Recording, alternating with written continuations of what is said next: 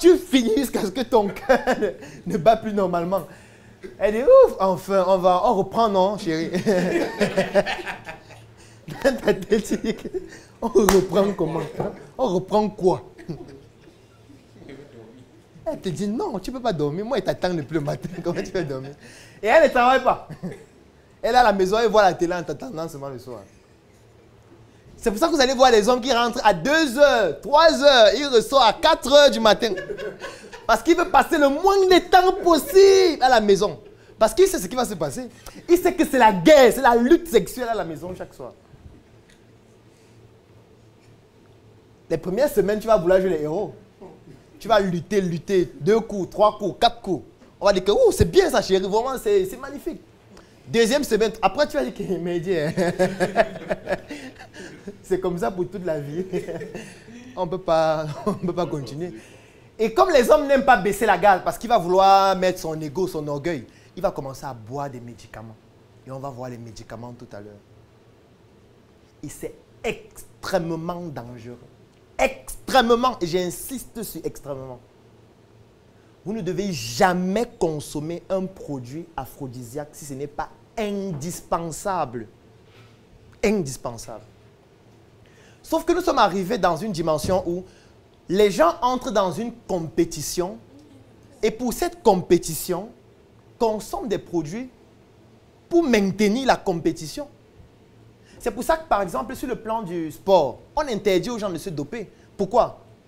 Parce que quand tu commences à te doper, tu commences à faire en sorte que ton organisme ait des performances qui ne sont pas normales.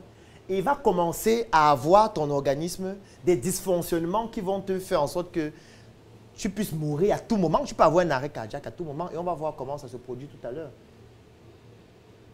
C'est de ça qu'il s'agit. Si les gens sont plus performants que toi, mets-toi dans la catégorie qui correspond à la tienne. Je veux dire, quand Francine Ganou veut faire son... Je ne sais pas si c'est sa boxe ou c'est quoi. On prend quand même d'abord le poids. On dit que monter sur la balance. C'est en fonction du poids qu'on te dit dans quelle catégorie tu dois être. On ne met pas n'importe qui avec n'importe qui. Ce n'est pas parce que vous avez le même âge que vous devez combattre ensemble. Pour avoir le même âge, mais l'autre, il est dans la catégorie poids lourd. Il doit être avec d'autres poids lourds. Il ne doit pas être avec les poids légers, même si vous avez le même âge. Si tu prends un poids lourd, tu le mets avec un poids léger. Le danger, c'est la mort subite. C'est la mort subite comme le préfet. Et il faut faire très attention, très attention. Très attention. Le préfet est mort. Je ne sais pas si c'était le sous-préfet ou le préfet. Mais il est mort et il n'est pas le seul. Et vous allez voir le programme des obsèques, on va dire mort d'une courte maladie. Quelle courte maladie? Donnez le nom de la maladie. Quand on prend un poids léger qui a déjà 80 ans, on le met avec un poids lourd qui a 26 ans. Qu'est-ce qu'on attend? Qu'ils vivent. Donc c'est donc ça l'étalon du plaisir. Il est très important de pouvoir évaluer son étalon. Donc c'est un exercice que je vous demande ou que je vous recommande de faire. Évaluez votre étalon du plaisir et identifiez les personnes qui correspondent à votre étalon. Parfois, pour identifier, ça peut passer par un test. Et le test, ça peut être un rapport sexuel. Et si vous vous rendez compte que ce rapport sexuel-là n'est pas de votre niveau, c'est le temps de stopper. Parce que ça ne sert à rien de mourir pour le sexe. Sincèrement. Je vois que vous êtes des entrepreneurs valeureux. Et ça ne sert à rien de vous battre comme vous faites là, gagner beaucoup d'argent, avoir un grand patrimoine et mourir sur les fesses d'une fille. Moi, je trouve quand même que... Est-ce que vous avez entendu une fille qui est morte en faisant l'amour? C'est quand même rare, non? Il y aura toujours quelqu'un plus fort que vous. Il faut retenir ça. Même si tu es fort n'importe comment, il y aura quelqu'un qui est un peu plus fort. Toujours. Et il faut retenir que la sexualité, c'est reproduction, plaisir et identité culturelle. Il n'y a pas sport dans la définition. Il n'y a pas compétition, il n'y a pas championnat, il n'y a pas médaille. Il n'y a pas la médaille d'or, la médaille d'argent, la médaille... Non, il n'y a pas de médaille. Ça veut dire qu'il faut que tu puisses réfléchir. Ce que je suis en train de faire, est-ce que, 1, ça me permet de me reproduire? Si ce n'est pas ton objectif, la reproduction. 2, est-ce que ça me permet d'avoir du plaisir? Si tu n'as pas de plaisir, et que tu te rends compte que le plaisir est en train de se transformer en compétition, il faut faire attention, tu ne vas pas tenir longtemps. Tu n'es pas un sportif du sexe. Laisse les sportifs du sexe travailler entre eux. C'est de ça qu'il s'agit. Sauf qu'aujourd'hui, nous avons atteint un niveau où, pour montrer qu'on est fort, on doit être les sportifs du sexe. Est-ce que vous savez que dans des lycées ici, au Cameroun, il y a des groupes sur WhatsApp où pour intégrer le groupe, il faut avoir une sextape?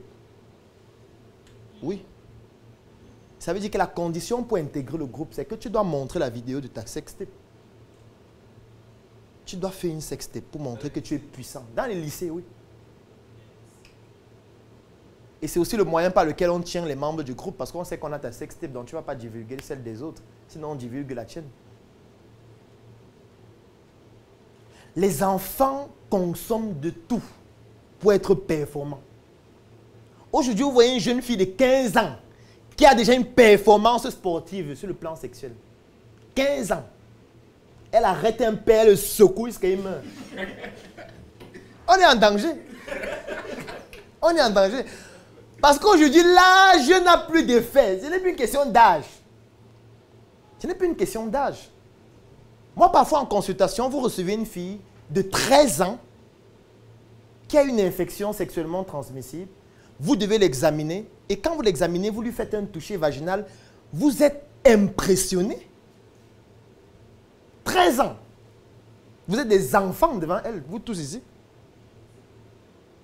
Si vous faites l'amour, elle va sourire pendant tout le rapport. Elle ne ressent rien. Elle ne ressent rien.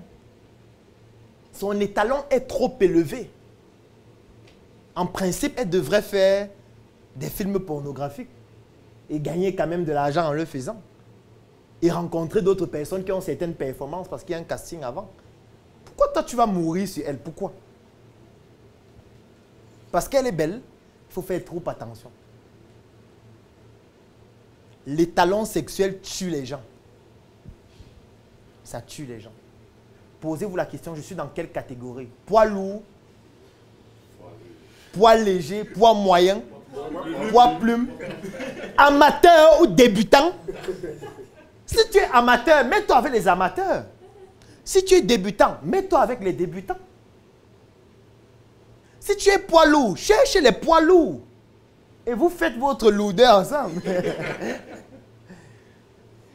Ne sois pas poids léger, tu vas te mettre avec une poids lourde.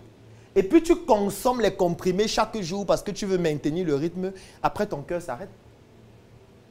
Ton cœur s'arrête et elle continue de vivre normalement. Comme Malox dit souvent, quand tu vas mourir, elle va chercher un autre. Elle va continuer avec lui, mieux que toi. Donc ne pense pas que quand tu meurs, lui, il va arrêter de faire l'amour. Il va continuer. Il va continuer.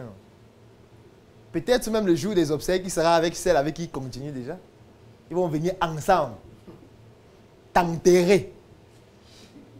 Et pour célébrer la nuit là, ils vont continuer. On va faire comment? Donc en réalité, l'étalon sexuel